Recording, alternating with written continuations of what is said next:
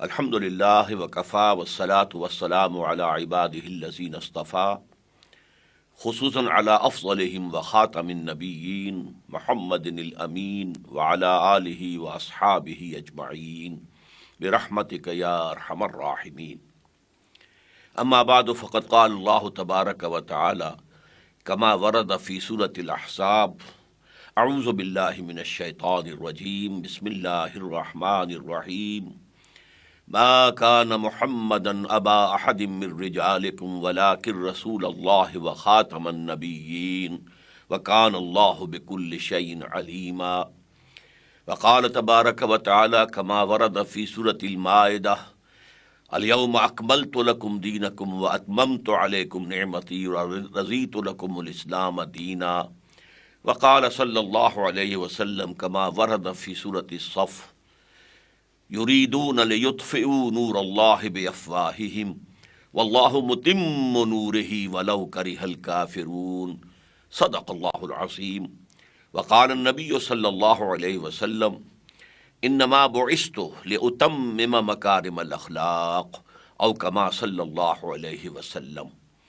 رب اشرح لی صدری ویسر لی امری واحلل عقدۃ من لسانی یفقہوا قولی. محترم ناظرین، السلام علیکم ورحمۃ اللہ وبرکاتہ. ماہ ربیع الاول کی برکتوں اور سعادتوں میں حصہ لینے کے لیے یہ جو سلسلہ گفتگو کا میں آج شروع کر رہا ہوں، اس میں آج کا عنوان ہے نبی اکرم صلی اللہ علیہ وسلم کی فضیلت کی اصل بنیاد. ہمارے ہاں نبی اکرم صلی اللہ علیہ وسلم پر ختم نبوت کو ایک بہت بڑا اعزاز اور اکرام بھی سمجھا جاتا ہے، اور ہمارا متفق علیہ یہ عقیدہ ہے کہ آپ پر نبوت و رسالت ختم ہو گئی، اور آپ کے بعد یا آپ کے اپنے زمانے میں نہ کوئی نبی تھا نہ ہوگا، اور جو بھی کوئی نبوت کا دعویٰ کرے وہ دجال اور کذاب، اور جو کوئی اس کی تصدیق کرے وہ دائرہ اسلام سے خارج. اس حوالے سے ہمارے ہاں ساری جو گفتگو ہوتی ہے بالعموم وہ سورہ احزاب کی ایک گفتگو کے حوالے سے، ایک آیت کے حوالے سے ہوتی ہے. ما کان محمد ابا احد من رجالکم ولکن رسول اللہ وخاتم النبیین. محمد صلی اللہ علیہ وسلم تم میں سے کسی مرد کے باپ نہیں ہیں، بلکہ وہ تو اللہ کے رسول ہیں اور نبوتوں کے ختم کرنے والے ہیں، نبوت کے ختم کرنے والے ہیں، اور اللہ یقیناً ہر چیز کا علم رکھتا ہے. اس آیت کے حوالے سے ختم نبوت پر ہمارے ہاں پرزور تقاریر بھی ہیں اور بڑی ضخیم اور مؤثر تصانیف بھی موجود ہیں. آج میرے عرض کرنے میں سب سے پہلی بات یہ ہے کہ حضور کے پر نبوت کے ختم ہونے کے دو مفہوم ہیں. ان دونوں مفاہیم میں ختم کا لفظ ہماری اپنی زبان میں بھی استعمال ہوتا ہے. مثلا ہم کہتے ہیں کہ آٹا ختم ہو گیا، پیسے ختم ہو گئے، اور اسکول کا بچہ کہتا ہے میں نے اپنا کام ختم کر لیا، جو ہوم ورک دیا گیا تھا وہ میں نے ختم کر لیا. تو اب یہاں دو معنی مختلف ہو گئے. ایک یہ کہ کوئی چیز پہلے تھی اب نہیں رہی، آٹا تھا اب نہیں ہے، ختم ہو گیا، پیسے تھے اب ختم ہو گئے. اور ایک یہ ہے کہ کوئی چیز مکمل ہو جائے، کسی کو مکمل کر دیا جائے، کہ بچے کو جو کام دیا گیا تھا اس نے مکمل کر دیا، تو اس نے کہا میں نے اپنا کام ختم کر دیا. اسی اعتبار سے ختم نبوت کے دو مفہوم ہیں. ایک یہ مفہوم کہ آپ صلی اللہ علیہ وسلم پر نبوت اس طور سے ختم ہوئی کہ اب آپ کے بعد کوئی نبی قیامت تک نہیں آئے گا، اور ایک اس مفہوم کہ آپ پر نبوت و رسالت کی تکمیل ہو گئی. اب یہاں قابل غور مسئلہ یہ ہے کہ پہلے مفہوم میں ختم نبوت واقعہ ہے، حقیقت ہے، لیکن اس میں فضیلت کا کوئی پہلو تو نہیں ہے. ایک چیز چلی آ رہی تھی، ایک جگہ آ کر ختم ہو گئی، تو فضیلت کیا ہوئی؟ بلکہ اس اعتبار سے نبوت کے بعد جھوٹے مدعیوں نے یہ دلیل اختیار کی کہ نبوت تو رحمت ہے، رحمت کیسے ختم ہو سکتی ہے؟ رحمت کا سلسلہ جاری رہے گا. یہ دلیل بھی تھی کہ نبوت لوگوں کی ہدایت کے لیے، انسانوں کی ہدایت کے لیے ہے۔ انسان ختم نہیں ہوئے، نبوت کیسے ختم ہو سکتی ہے؟ اس قسم کے دلائل سے انہوں نے اجرائے وحی اور اجرائے نبوت کے لیے ایک بنیاد فراہم کی ہے۔ بہرحال وہ بنیادیں تو جیسا کہ میں بعد میں آپ سے تفصیلاً عرض کروں گا، بالکل بے پادر ہوا ہے، ان کی کوئی حیثیت نہیں ہے۔ لیکن یہ کہ واقعتاً یہ کم سے کم ماننا ہوگا کہ ختم نبوت میں حضور کی فضیلت کا کوئی پہلو نہیں ہے، وہ ایک واقعہ ہے، ایک حقیقت ہے، اور چونکہ اس کی قانونی اہمیت ہے کہ ختم نبوت میں جو شخص رکھ نہ ڈالے گا وہ پھر دائرہ اسلام سے خارج ہے، وہ مرتد ہے، وہ کافر ہے۔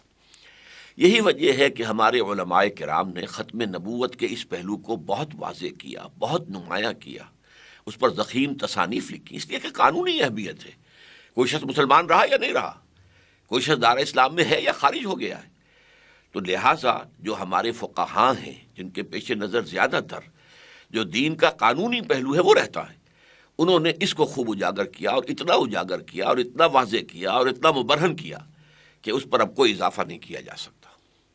البتہ اس کا ایک نتیجہ یہ نکلا کہ جو ختم نبوت کا دوسرا مفہوم ہے وہ نگاہوں سے اوجھل رہا ہے، یا کم سے کم اس پر جو مناسب ایمفیسس ہونا چاہیے، جو تاکید اور زور ہونا چاہیے تھا، وہ ہمارے ہاں نہیں ہوا۔ حالانکہ واقعہ یہ ہے کہ آپ کی فضیلت کی اصل بنیاد کیا ہے کہ آپ پر نبوت اور رسالت کی تکمیل ہو گئی۔ یہی وجہ ہے کہ عام طور پر ختم نبوت کی تقاریر میں صرف سورہ احزاب کی وہ آیت استعمال ہوتی ہے، حالانکہ ختم نبوت کے لیے میرے نزدیک جو اس سے زیادہ بڑی دلیل ہے وہ انشاءاللہ اس سلسلہ خطابات کے اندر آپ کے سامنے آئے گی۔ لیکن میں یہاں آپ کے سامنے یہ چیز لے آنا چاہتا ہوں کہ یہ اکمال اور تکمیل اور اتمام اور تتمیم، یہ عربی کے دو الفاظ جو ہیں، اکمال مکمل کر دینا، تکمیل اور زور سے مکمل کر دینا، اتمام پورا کر دینا، تتمیم پورے اہتمام سے پورا کر دینا، تو یہ دونوں الفاظ نبی اکرم صلی اللہ علیہ وسلم کے ضمن میں قرآن حکیم میں بہت کثرت سے آئے۔ مثال کے طور پر دیکھیے، سورہ مائدہ میں فرمایا الیوم اکملت لکم دینکم، اکمال، آج کے دن ہم نے تمہارے دین کو تمہارے لیے کامل کر دیا، واتممت علیکم نعمتی، اور اتمام کر دیا تم پر اپنی نعمت کا، ورضیت لکم اسلام دینا، اور اب ہمیشہ کے لیے تا قیام قیامت میں نے تمہارے لیے پسند کر لیا ہے دین اسلام کو۔ اب یہاں دیکھیے اکمال، اتمام، الیوم اکملت لکم دینکم، آج کے دن میں نے تمہارا دین تمہارے لیے تم پر کامل کر دیا، اور نعمت ہدایت، یہاں پہ لفظ نعمت آیا ہے، اتممت علیکم نعمتی، لیکن نعمت سے مراد اصل میں کیا ہے؟ ہدایت۔ اس لیے کہ اچھی طرح سمجھ لیجئے کہ دنیا کی کوئی شے نعمت نہیں ہے جنہیں ہم نعمتیں سمجھتے ہیں جبکہ نعمت ہدایت موجود نہ ہو۔ صحت نعمت ہے، لیکن اگر ہدایت نہیں ہے تو اس صحت کو انسان حرام کاموں کے اندر صرف کرے گا، حرام کمائی میں لگائے گا، غلط کام میں جائے گا، تو پھر یہ نعمت کہاں رہی؟ یہ تو زحمت ہو جائے گی۔ جتنا زیادہ صحت مند ہوگا اتنی ہی برائی کمائے گا، اتنی ہی حرام خوری کرے گا، ہو سکتا ہے اتنی ہی حرام کاری بھی کرے۔ اسی طریقے سے اولاد کو اگر ہدایت نہیں تو وہ نعمت کہاں رہی؟ وہ صدقہ جاریہ کہاں بنا انسان کے لیے؟ بلکہ ہو سکتا ہے کہ انسان مسئول ہو جائے اگر اولاد کی تربیت میں، جیسے قرآن کہتا ہے قو انفسکم واہلیکم نارا، اگر اولاد کی تربیت میں کمی خود رہ گئی ہے والدین کی طرف سے تو وہ مسئول ہوں گے، ذمہ داری ہو جائے گی، اور اللہ کے ہاں وہ اولاد کی نعمت ان کے لیے زحمت ثابت ہوگی۔ اس طرح مال اگر کسی کے پاس زیادہ ہے، اللہ نے دیا، ہم سمجھتے نعمت ہے، محض مال نعمت نہیں ہے جب تک کہ نعمت ہدایت نہ ہو۔ اس لیے کہ زیادہ مال ہوگا زیادہ عیاشیاں کرے گا، زیادہ جو ہے انسان دنیا کے اندر کھل کھیلے گا، زیادہ غلط کام کرے گا۔ ہاں مال ہے، ہدایت بھی ہے، تو اب یہ نعمت ہے، اسے اللہ کی راہ میں خرچ کرے گا، غرباء و مساکین پر صرف کرے گا، اللہ کے دین کی دعوت کے لیے لگائے گا، اللہ کے دین کو غالب کرنے کی جد و جہد میں صرف کرے گا۔ تو گویا کہ کوئی نعمت دنیا کی نعمت نہیں ہے جب تک اس کے ساتھ نعمت ہدایت موجود نہ ہو۔ تو یہاں جو فرمایا گیا اتممت علیکم نعمتی، اس سے مراد کیا ہے؟ کہ نعمت ہدایت تم پر کامل کر دی گئی، قرآن مجید میں نعمت جو ہے وہ کامل ہو گئی ہے، نعمت ہدایت کامل ہو گئی۔ اچھا، میں دوسری آیت کا حوالہ دوں۔ سورہ صف میں فرمایا یریدون لیطفئوا نور اللہ بافواہہم واللہ متم نورہ ولو کرہ الکافرون۔ اب دیکھیے یہاں تتمیم آ گیا، تتمیم، متم، پورا کرنے والا، یہ لوگ چاہتے ہیں۔ اور یہ مضمون دو جگہ پر آیا ہے، سورہ صف میں بھی اور سورہ توبہ میں بھی، اور دونوں جگہ اس سے پہلے یہود کا ذکر ہے۔ مراد کیا ہے کہ یہودی یہ چاہتے ہیں کہ وہ اللہ کے نور کو اپنی منہ کی پھونکوں سے بجھا دیں، جیسے مولانا ظفر علی خان نے کہا تھا کہ نور خدا ہے کفر کی حرکت پہ خندزن، پھونکوں سے یہ چراغ بجھایا نہ جائے گا۔ یریدون لیطفئوا نور اللہ بافواہہم واللہ متم نورہ، اور یہ تاکید ہے بہت، یہ نہیں کہا واللہ یتم نورہ، نہیں، اس لیے کہ وہ تو ایک فعل ہو جائے گا، یہاں فاعل، اللہ تو اپنے نور کا اتمام فرمانے والا ہے، فرما کر رہے گا، وَلَوْ كَرِهَ الْكَافِرُونَ، چاہے یہ کافروں کو کتنا ہی ناپسند ہو۔ اب دیکھا آپ نے، اتمام، تتمیم۔ یہی آیت آئی ہے تھوڑے سے لفظی فرق کے ساتھ سورہ توبہ میں، یریدون ان یطفئوا نور اللہ بافواہہم، یا لام کی بجائے ان آ گیا، وَيَأْبَى اللَّهُ إِلَّا أَن يُتِمَّ نُورَهُ، اور اللہ کو ہرگز منظور نہیں ہے مگر یہ کہ وہ اپنے نور کا اتمام فرمائے، نور کی تکمیل کرے، وَلَوْ كَرِهَ الْكَافِرُونَ، چاہے یہ کافروں کو کتنا ہی ناگوار ہو۔ اب یہ اکمال، تکمیل، اتمام، تتمیم، اور اسی طرح حضور کی ایک بڑی پیاری حدیث ہے، انما بعثت لأتمم مکارم الاخلاق، مجھے تو اس لیے بھیجا گیا ہے کہ اخلاق کی جو اچھائیاں ہیں، اعلیٰ اخلاق، عمدہ خلق، میں اس کی تتمیم کر دوں۔ اتمما، یہ بھی تتمیم سے ہے، لأتمم مکارم الاخلاق، تاکہ میں اخلاق کی بلندیوں کو مکمل کر دوں۔ یعنی یہ کہ اخلاق حسنہ تو تمام انبیاء کے تھے، اور بعض اعتبارات سے ہر ایک جو ہے وہ بہت نمایاں ہے۔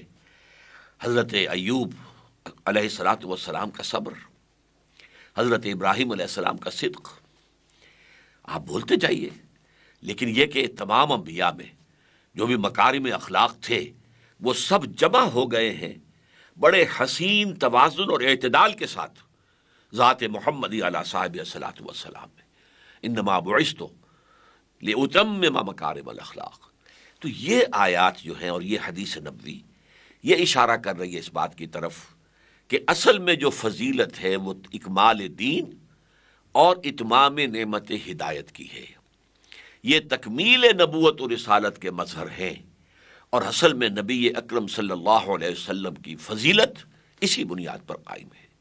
ورنہ تو جیسا کہ میں نے کہا تھا، کچھ لوگ گمراہ کرنے والے لوگ، ضال اور مضل لوگ، وہ یہ دلیل لاتے ہیں کہ نبوت رحمت ہے، رحمت ختم کیسے ہو سکتی ہے؟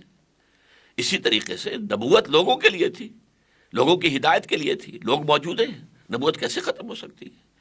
اسی طریقے سے نبوت جو ہے وہ اللہ تعالیٰ کا ایک انعام ہے لوگوں کے لیے، وہ کیسے ختم ہو سکتا ہے؟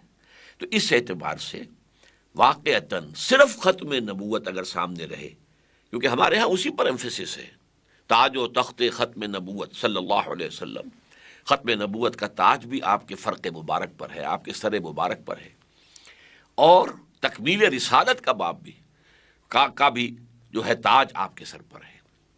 اب یہاں میں ایک بات تھوڑی سی اور واضح کر دوں، نبوت اور رسالت میں فرق کیا ہے؟ دیکھیے، اس پہ اگرچہ بہت سی گفتگویں لوگوں نے کی ہیں، بعض کا خیال ہے کہ رسول وہ ہوتا ہے جو نئی شریعت لے کر آئے، اور نبی وہ ہوتا ہے جو نئی شریعت نہ لائے۔ بعض کا خیال ہے کہ رسول وہ ہوتا ہے جو کتاب لائے، اور نبی وہ ہوتا ہے جو کتاب نہ لائے۔ یہ ساری باتیں یہ قاعدہ کلیہ کی حیثیت سے صحیح نہیں ٹھہرتی، اس لیے کہ حضرت داؤد کو دیا گیا ہے، کتاب دی گئی زبور، لیکن وہ نبی ہیں، رسول نہیں تھے۔ اس اعتبار سے قاعدہ کلیہ ٹوٹ گیا۔ اور حضرت عیسیٰ علیہ السلام نئی شریعت کوئی نہیں لائے، وہ شریعت موسوی ہی کی تجدید کے لیے تشریف لائے تھے، لیکن پھر بھی آپ رسول ہیں۔ اس اعتبار سے وہ دونوں چیزیں جو ہے وہ پورے اس معاملے کو واضح طور پر واضح بیان نہیں کر سکتی۔ البتہ ایک چیز متفق علیہ ہے، تمام مسلمانوں کے، تمام علماء کے، کہ نبوت عام ہے، رسالت خاص ہے۔ اس کا نتیجہ کیا نکلا؟ کہ ہر رسول تو لازماً نبی ہے، ہر نبی لازماً رسول نہیں ہے۔ ایک عام شے ہے، ایک خاص شے ہے۔ نبوت عام ہے اور رسالت خاص ہے۔ اب اس میں غور کیجئے، ہمارے ہاں عام طور پر، مجھے صحیح طور پر معلوم نہیں ہے کہ اس عقیدے یا خیال کی بنیاد کس حدیث پر ہے، لیکن یہ کہ عام خیال ہے کہ انبیاء 1.25 لاکھ آئے اور رسول 313 آئے، اور یہ تعداد اس اعتبار سے بڑی پیاری تعداد ہے کہ 313 تھے اصحاب بدر۔ گویا کہ رسولوں کی تعداد اگر یہ صحیح ہے تو اس کے مطابق حضور کے ساتھی تھے جنگ بدر میں، اور حضور کا جو خطبہ ہوا ہے، خطبہ حجۃ الوداع، اس میں 1.25 لاکھ آدمی تھے، 1,24,000، اور یہ گویا تعداد مطابقت رکھتی ہے انبیاء کی تعداد سے۔ بہرحال اب آپ سوچئے کہ جو شخص نبی بھی ہے، رسول بھی ہے، جیسے کہ محمد رسول اللہ، قرآن میں آپ کو یہ بھی کہا گیا، یا ایھا النبی لما تحرم ما احل اللہ لک تبتغی مرضات ازواجک، اے نبی آپ کیوں حرام ٹھہرا رہے ہیں اپنے اوپر وہ شے جو اللہ نے حلال کی ہے اپنی بیویوں کی رضا جوئی کے لیے؟ اسی طرح یا ایھا النبی اذا طلقتم النساء فطلقوهن لعدتهن، اے نبی آپ اپنے ساتھیوں سے کہہ دیجئے کہ جب تم لوگ اپنی بیویوں کو طلاق دو تو وہ عدت کے حوالے سے دو۔ یہ نہیں ہے کہ بس طلاق دی اور معاملہ ختم ہو گیا، وہ عدت اس کے بعد رہے گی۔ یہاں آپ کو یا ایھا النبی کہا، یا ایھا النبی انا ارسلناک شاہدا ومبشرا ونذیرا وداعیا الی اللہ باذنہ وسراجا منیرا۔ پھر یا ایھا الرسول بھی آتا، یا ایھا الرسول بلغ ما انزل الیک من ربک وان لم تفعل فما بلغت رسالتہ، اے رسول جو کچھ آپ کے پاس بھیجا گیا ہے، پہنچایا گیا ہے اللہ کی طرف سے، نازل کیا گیا، اسے پہنچا دو۔ اگر آپ نے کوئی کوتاہی کی، معاذ اللہ ثم معاذ اللہ، امکانی طور پر اگر آپ نے اس میں کوئی کمی کر دی تو آپ نے حق رسالت ادا نہیں کیا۔ تو آپ نبی بھی ہے، رسول بھی ہیں۔ اب آپ کی شخصیت مبارکہ میں نبوت اور رسالت کا کیا تعلق ہے؟ اس میں جو بات میرے نزدیک بہت زیادہ عام فہم ہے، معاملے کو سلجھا دیتی ہے، ابھی تک میں دونوں ہتھیلیوں کو یوں جوڑ رہا تھا، اب یوں جوڑ رہا ہوں۔ نبوت کا رخ اللہ کی طرف ہے، اللہ سے لینے والی شے نبوت ہے، وحی آ رہی ہے، وحی آ رہی ہے، وحی انبیاء پر بھی آتی تھی، رسولوں پر بھی آتی تھی۔ لینا والا رخ، وہ اینٹینا، وہ جو ہے اس کا رخ ادھر ہے، جو کہ وحی کو کیچ کر رہا ہے، فرشتے سے آ رہا ہے پیغام، اور یہ رخ دینے والا ہے، پہنچانے والا ہے۔ اسی لیے جاؤ، آپ کو معلوم ہے کہ کوہ حرا پر بھی حضور کو نبوت تو عطا کی گئی۔ نبوت تو آپ کی پیدائشی آپ نبی تھے، عالم ارواح بھی نبی تھے، لیکن نبوت ظاہر ہوئی، لیکن رسالت ابھی شروع نہیں ہوئی۔ رسالت شروع ہوئی جب آپ کو یہ حکم آ گیا کہ یا ایھا المدثر قم فانذر وربک فکبر، اے لحاف میں لپٹ کر لیٹنے والے صلی اللہ علیہ وسلم، کھڑے ہو جاؤ، کمر کس لو، اور لوگوں کو خبردار کرو کہ مرنے کے بعد اللہ کے حضور میں اپنے خالق اور مالک اور پروردگار کے حضور میں پیش ہونا ہوگا، جواب دہی ہوگی۔ اور اے نبی اللہ کی کبریائی کا اعلان کرو، اللہ کی کبریائی کو دنیا میں قائم کرو، یہ رسالت ہے۔ تو گویا کہ جب کہ سورہ علق کے ابتدائی 5 آیات نازل ہوئیں تو یہ آغاز ظہور نبوت تھا، ابتدائی نبوت نہیں، پھر نوٹ کر لیجئے، نبی پیدائشی نبی ہوتا ہے لیکن ظہور ہوتا ہے اس کا، جیسے آم کا درخت آم ہی کا ہے، پودا بھی تھا تو آم ہی کا تھا، ایک وقت میں وہ درخت میچور ہوتا ہے، اس پر آم لگتا ہے۔ اسی طریقے سے حضور اگرچہ عالم ارواح میں بھی نبی تھے اور اس کے بعد آپ پیدا ہوتے ہی نبی تھے، لیکن نبوت کا ظہور کب ہوا؟ جب یہ آیات نازل ہوئی۔ لیکن رسالت یا ایھا المدثر قم فانذر وربک فکبر۔ تو اس اعتبار سے اب ہم غور کریں گے کہ اس پہلو سے نبوت کی تکمیل کے کیا مظہر ہیں۔ حضور پر نبوت بھی کامل ہوئی، رسالت بھی کامل ہوئی، یہ دونوں حصے کامل ہو گئے۔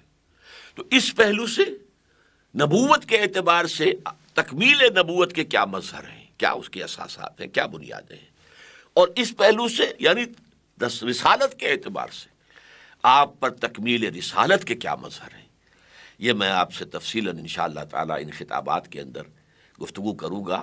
اور یہ میں آپ سے عرض کر دوں کہ ختم نبوت پر اصل دلیل یہ ہے، جب ایک پانی گلاس کے اندر پانی بھر گیا ہے، گلاس اب کہاں ڈالا جا سکتا ہے اس میں کچھ؟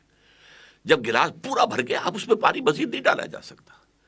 اب اگر نبوت کامل ہو گئی اب اس میں نبوت نہیں آ سکتی مزید، یہ فطری ایک قانون ہے۔ رسالت کامل ہو گئی اب مزید رسالت کا کوئی سوال پیدا نہیں ہوتا۔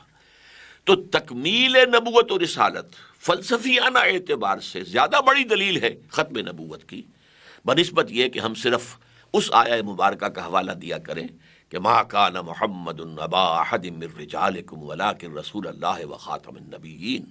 یہ آیت ہے ختم نبوت کے اوپر، یہ گویا کہ ایک یوں سمجھیے کہ حرف آخر ہے، لیکن اس میں ختم نبوت کا صرف ایک پہلو سامنے آیا ہے، ختم نبوت کی تکمیل کا پہلو سامنے نہیں آیا ہے۔ اللہ تعالی ہمیں تکمیل نبوت اور رسالت کے جو مظاہر ہیں ان کو سمجھ دے اور ان کا پورا فہم و شعور حاصل کرنے کی توفیق عطا فرمائے، اور پھر جو اس کے عملی تقاضے ہوں جو سامنے آئیں گے انشاءاللہ ان گفتگوؤں کے اندر، پھر ان کو بھی بھرپور طریقے پر ادا کرنے کی ہمیں توفیق عطا فرمائے۔